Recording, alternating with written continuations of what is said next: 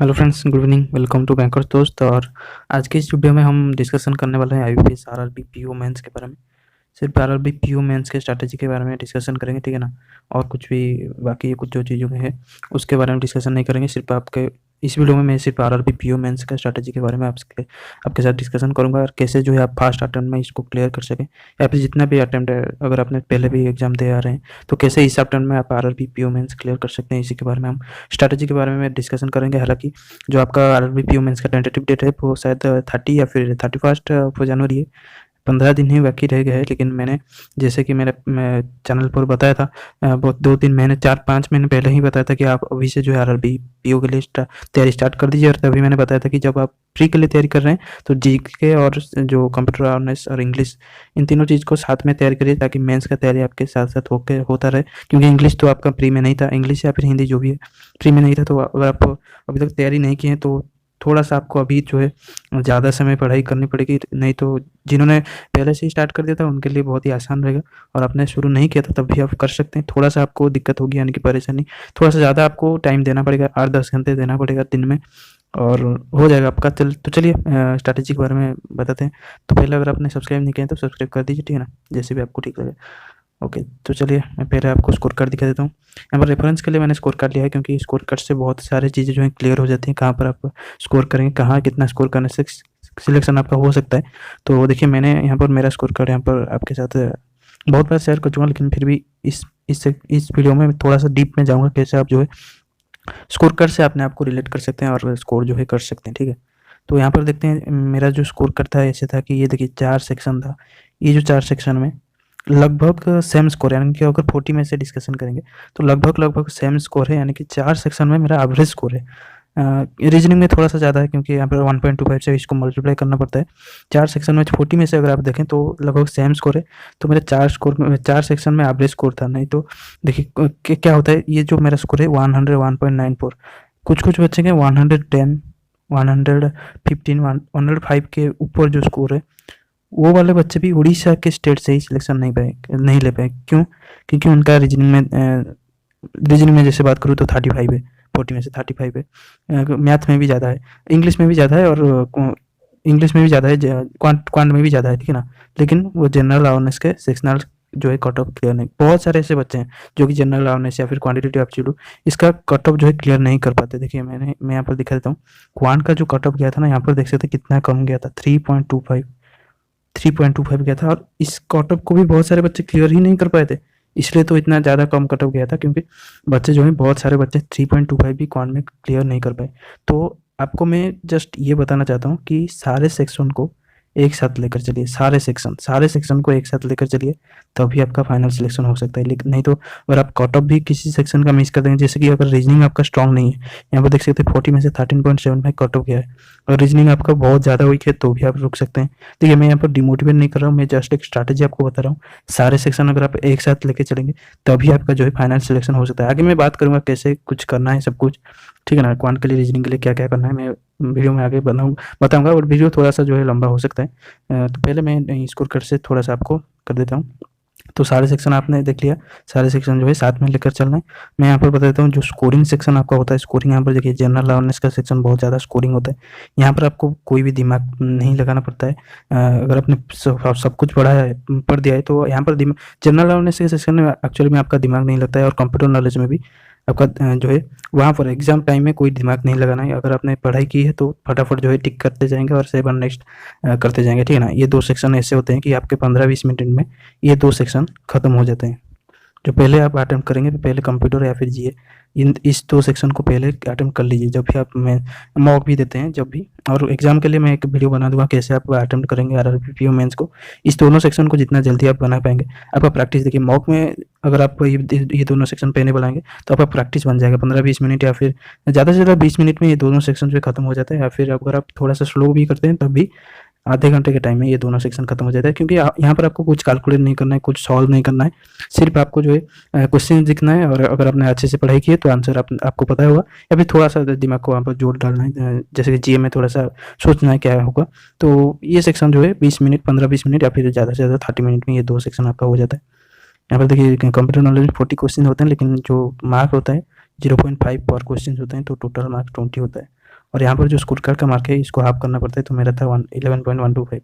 ये सब चीज़ें आपको पता होना चाहिए, क्योंकि बहुत सारे बच्चे क्या होता है, कह देंगे एग्ज़ाम देने के बाद, कह देंगे कि हमारा 150 अटेम्प्ट है। 150 में से तो सिर्फ यहाँ पर अगर कंप्यूटर में आपने 40 क्वेश्चन किए थे, 40 क्वेश्चन किए हैं, या एक्चुअली इसका जो मतलब है वेटेज है वो 20 है, ठीक है ना। और अगर क्वान रीजनिंग और क्वान में 1.25 से मल्टीप्लाई होता है, जितना भी स्कोर करे रीजनिंग और क्वान में 1.25 से मल्टीप्लाई होता है। इसलिए अगर आपने रीजनिंग क्वान में ज़्यादा अटेम्प्ट किए, बाकी सब में कम कम किए, फिर भी आपको ज़्यादा वेटेज मिलेगा, क्योंकि ये 2 सेक्शन जो है बहुत ज़्यादा मार्क्स देते हैं आपको। 1.25 पर क्वेश्चन से आपको मिलता है इसमें, ठीक है ना। तो ये हो गई स्कोर कार्ड की बातें, कैसे आप मैंने बता दिया सारे सेक्शन को साथ में लेकर चलें, लेकिन कैसे आप प्रिपेयर करेंगे चलिए मैं बता देता हूँ। पहले मैं रीजनिंग सेक्शन की बात करूँगा, क्योंकि मेरा रीजनिंग स्ट्रॉन्ग सेक्शन था और बहुत बच्चों का रीजनिंग स्ट्रॉन्ग भी होता है, क्योंकि इसमें सिर्फ आपको प्रैक्टिस चाहिए होता है, सिर्फ आपको प्रैक्टिस चाहिए होता है रीजनिंग में। पजल की प्रैक्टिस, कोडिंग डिकोडिंग की प्रैक्टिस, सब कुछ मिसलेनियस क्वेश्चंस की प्रैक्टिस, सब कुछ आपको इसमें करना पड़ता है। तो रीजनिंग के लिए क्या करेंगे आप, डेली तो आप 2-3 महीने में, शायद 2-3 महीने से करते आए होंगे, या फिर अगर अभी तक तो तैयारी आपने शुरू कर दिया होगा, तो अभी 15 दिन के लिए क्या करना है, 15 दिन के लिए रीजनिंग के लिए आप सिर्फ इतना कीजिए। देखिए, अभी आप मॉक तो एक दे सकते हैं, एक दिन में एक मॉक टेस्ट दे सकते हैं और उसका पूरा एनालाइज कर सकते हैं। मॉक देने से क्या होगा, आप एक दिन में एक मॉक टेस्ट भी देंगे तो 200 क्वेश्चन आप सॉल्व कर रहे हैं, 200 क्वेश्चन तो ऐसे ही हो गया। उसके बाद आप रीजनिंग सेक्शन के लिए क्या करेंगे। देखिए, अभी एग्ज़ाम जो है बहुत ही पास आ गया है, तो आपको कैसे 5 से 6 पजल आप डेली जो है हार्ड लेवल या फिर मीडियम लेवल, आरआरबी पीओ में मेंस में जितना लेवल का आता है उसका सॉल्व कीजिए। जितने भी आपके पास मॉक टेस्ट है, ठीक है ना, जो भी पुराने मॉक टेस्ट पढ़े हैं उसमें रीजनिंग के लिए सिर्फ बता रहा हूँ, रीजनिंग सेक्शन में जाइए और जितना भी क्वेश्चन है सॉल्व कीजिए। यानी कि अगर आप मॉक टेस्ट दे रहे हैं, मॉक टेस्ट के टाइम भी आपका जो है क्वेश्चन सॉल्व नहीं हो पा रहा है, मॉक टेस्ट देने के बाद उस क्वेश्चन को, पूरा सेक्शन को सॉल्व कीजिए, इससे आपका प्रैक्टिस जो है बढ़ेगा, ठीक है। डेली आप 5 से 6 पजल कीजिए और मिसलेनियस क्वेश्चन देखें, जैसे कि कोडिंग डिकोडिंग या फिर इनपुट आउटपुट और कोडिंग डिकोडिंग, ये दोनों जो है आपको करना पड़ेगा। इनपुट आउटपुट और कोडिंग डिकोडिंग ये बहुत ज़्यादा आता है। पजल तो बहुत ही ज़्यादा आता है। और मैं एक चीज़ बता दूँ आपको, मेरा आरआरबी पीओ 2019 जो आपको स्कोर कार्ड दिखाया ना, उसमें रीजनिंग सेक्शन में बहुत ज़्यादा वर्बल रीजनिंग आया था। वर्बल रीजनिंग यानी कि स्टेटमेंट एंड अजम्पशन आया था। स्टेटमेंट एंड अजम्पशन ऐसे जो वर्बल रीजनिंग होता है बहुत ज़्यादा आया था, शायद 10 से 12 क्वेश्चन आए थे। इसलिए थोड़ा सा वहाँ पर मार्क्स जो है आपको लगेगा कि कम है, 24 पॉइंट समथिंग है, तो कम है इसलिए, क्योंकि वर्बल रीजनिंग आया था। तो इसका भी थोड़ा सा प्रैक्टिस आप कर लीजिए, ठीक है। पहले तो पजल कीजिए, पजल बहुत ही ज़्यादा आता है, 5 से 6 पजल आते हैं, ठीक है ना, बहुत ही ज़्यादा पजल आते हैं, 4, 5, 6 से आ सकते हैं जितना भी, और सारे पजल सॉल्व करने लायक होते हैं, ठीक है ना। कोई भी एक पजल आपको वहाँ पर मिस नहीं करना है, क्योंकि सारे पजल सॉल्व करने लायक होते हैं। अगर आप रीजनिंग में अच्छे प्रैक्टिस है तो सारे पजल जो है आपके सॉल्व हो जाएंगे, ठीक है। तो यार पजल का जो है वेटेज होता है वो मेंस के एग्जाम में बहुत ही ज़्यादा होता है, तो पजल आपको थोड़ा सा प्रैक्टिस ज़्यादा करना पड़ेगा। ये हो गई रीजनिंग की बात है। देखिए, मिसलेनियस क्वेश्चन तो आपको करना पड़ेगा, पजल भी करना पड़ेगा, और इसके साथ साथ आप जो भी मिसलेनियस, जैसे कि छोटा छोटा जो क्वेश्चन होता है, जैसे कि अल्फा न्यूमेरिक, वो नहीं आता है, फिर भी थोड़ा थोड़ा जो कि चले आ जाए। रीजनिंग का पेपर आपको बता दूं तो ये कंसिस्ट जो हुआ था आरआरबी पीओ मेंस 2019 की बात करूँ तो पजल, ये जो मिसलेनियस क्वेश्चन है मैंने बता दिया, इनपुट आउटपुट और कोडिंग डिकोडिंग जो मेंस लेवल वाला, यानी कि थोड़ा सा हाई लेवल वाला जो आता है, चाइनीज़ कोडिंग डिकोडिंग नहीं, चाइनीज़ कोडिंग डिकोडिंग आपका आरआरबी क्लर्क मेंस में आ सकता है। आरआरबी क्लर्क मेंस का रीजनिंग बहुत ही ज़्यादा ईजी होता है, आप 50 आउट ऑफ 50 भी स्कोर कर सकते हैं। आरआरबी पीओ मेंस का थोड़ा सा मीडियम लेवल का आता है, यहाँ पर आप आसानी से 35 प्लस या फिर 40 जो है स्कोर कर सकते हैं, ठीक है ना। तो पजल, मिसलेनियस क्वेश्चन जैसे कोडिंग डिकोडिंग और ये, और उसके बाद जो है स्टेटमेंट एंड अजम्पशन वाले क्वेश्चन बहुत ज़्यादा आए थे 2019 की बात करूँ तो। ये हो गया रीजनिंग की बात। आप आसानी से तैयारी कर सकते हैं, बिल्कुल। आप सारे पजल जो है सॉल्व करने लायक होते हैं, ऐसा नहीं कि आईबीपीएस पीओ मेंस वाला पीओ मेंस लेवल का जो है यहाँ पर नहीं आता है, यहाँ पर थोड़ा सा इजीली मॉडरेट लेवल का पजल आता है, सारा कुछ जो है आप सॉल्व कर सकते हैं। उसके बाद मैं बताऊँ क्वांट के सेक्शन का। देखिए, क्वांट अगर आप मिसलेनियस नहीं भी कर पा रहे हैं, या फिर मिसलेनियस आपका इतना स्ट्रांग नहीं है, फिर भी आप, मैंने बताया था, जो भी सब्जेक्ट आप जो भी अरिथमेटिक के टॉपिक, जैसे कि profit and loss, percentage, average, ये सब जो बेसिक टॉपिक है अरिथमेटिक के, ये सब जो है बेसिक आपका क्लियर, रेशियो प्रोपोर्शन, ये सब आपका क्लियर होना चाहिए, ताकि आप ये सब अगर क्लियर है तो क्वांट में आसानी से आप डीआई के 2-3 डीआई आप आसानी से सॉल्व कर सकते हैं। और क्वांट में भी आरआरबी पीओ मेंस में मैं अगर बात करूं, थोड़ा सा मॉडरेट लेवल का ही आता है quant, moderate to high level का बोल सकते हैं, क्योंकि कट ऑफ आपने देखा होगा, मैं यहाँ पर दिखा दूँ अगर स्कोर कार्ड 3.25, तो थोड़ा सा मॉडरेट टू हाई लेवल का आता है, लेकिन ये चेंज होता है। इस बार 2019 में थोड़ा सा हाई लेवल का आया था, लेकिन इस बार थोड़ा सा मॉडरेट भी आ सकता है, ठीक है। क्वांट के लिए सिर्फ डीआई आप कर सकते हैं। अगर आपका मिसलिनियस स्ट्रांग नहीं है तो डीआई, नंबर सीरीज और जो भी आपका कैलकुलेशन में थोड़ा सा ध्यान दीजिए, कैलकुलेशन स्पीड पर थोड़ा सा ध्यान दीजिए, तभी आप जो है डीआई सॉल्व कर पाएंगे ईजिली आप डीआई सॉल्व कर पाएंगे आपके आरआरबी पीओ मेंस में। मैंने सिर्फ डीआई से ही आरआरबी पीओ मेंस का क्वांट का सेक्शन क्लियर किया था, लेकिन अगर आपका क्वांट स्ट्रांग है, क्योंकि बहुत सारे बच्चे हैं क्वांट स्ट्रांग है, तो आप डेली जो है डीआई का प्रैक्टिस कीजिए, मिसलिनियस क्वेश्चन का प्रैक्टिस कीजिए, क्योंकि क्वांट का पेपर मेंस की अगर मैं बात करूँ तो बहुत ज़्यादा डीआई आते हैं। अगर हम 80%, 60 to 80% जो है क्वांट का पेपर जो मेंस में होता है वो डीआई ही होता है, ठीक है। तो बिल्कुल डीआई अगर आपका स्ट्रांग है, यानी कि जो बेसिक अरिथमेटिक टॉपिक्स मैंने बता दिए, ये सब अगर आपका स्ट्रांग है तो बिल्कुल आप मेंस में बहुत ज़्यादा भी स्कोर कर सकते हैं, ठीक है। तो क्वांट की बात तो हो गई। जीए की बात मैंने बताया था पहले से ही। जीए आपको डेली अभी क्या करना है, डेली रिविजन करना है। डेली रिवीजन यानी कि अगर आप आज पढ़ रहे हैं तो कल का भी रिवीजन कीजिए। डेली रिवीजन के बाद आप क्या कीजिए, मंथ का भी रिवीजन कर दीजिए। मैं जीए की बता देता हूँ आपके किन किन मंथ का बहुत ज़्यादा आएगा। आप देखिए जनवरी, अगर जनवरी के लास्ट में अगर 31 या फिर 30 में जो भी एग्जाम है, लास्ट में एग्जाम है जनवरी का, यानी कि आपका जो बहुत ज़्यादा जो वेटेज होगा जिस मंथ का मैं बता दूँ तो जनवरी का होगा बहुत ज़्यादा। दिसंबर, नवंबर, अक्टूबर, नवंबर, दिसंबर, जनवरी, यानी कि अक्टूबर, नवंबर, दिसंबर 2020 और जनवरी 2021, इन 4 महीने के वेटेज जो है बहुत ज़्यादा होगा। करंट अफेयर्स के मैं अगर बात करूँ बहुत ही ज़्यादा आएगा। जनवरी, दिसंबर और नवंबर से बहुत ज़्यादा क्वेश्चंस आएंगे। तो ये जो 4 महीने हैं इनको पूरा तरीके से रिविजन कर डालिए, जितना भी हो सके इन 4 महीने से पढ़ लीजिए। और जो बाकी के महीने बचा यानी कि सितंबर, आपका अगस्त, सितंबर, इन महीने के थोड़ा-थोड़ा आप जो है प्रैक्टिस कर सकते हैं, यानी कि रिवीजन कर सकते हैं। हालाँकि 6 महीने का आपको पूरा करना है, लेकिन 4 मही ये जो 4 महीने में बहुत ज़्यादा आएगा वेटेज। इन इससे जो है करंट अफेयर्स के क्वेश्चन बहुत ज़्यादा आएंगे। लेकिन मैं आपको बता दूँ तो 6-7 महीने का तो कीजिए, 6-7 महीने का जीए तो पढ़िए, लेकिन इन 4 महीने का बहुत अच्छे से कीजिए, क्योंकि करंट अफेयर्स लास्ट के 3 to 4 मंथ्स में बहुत ही ज़्यादा आता है। नवंबर और दिसंबर से वो बहुत ही ज़्यादा आएगा करंट अफेयर्स।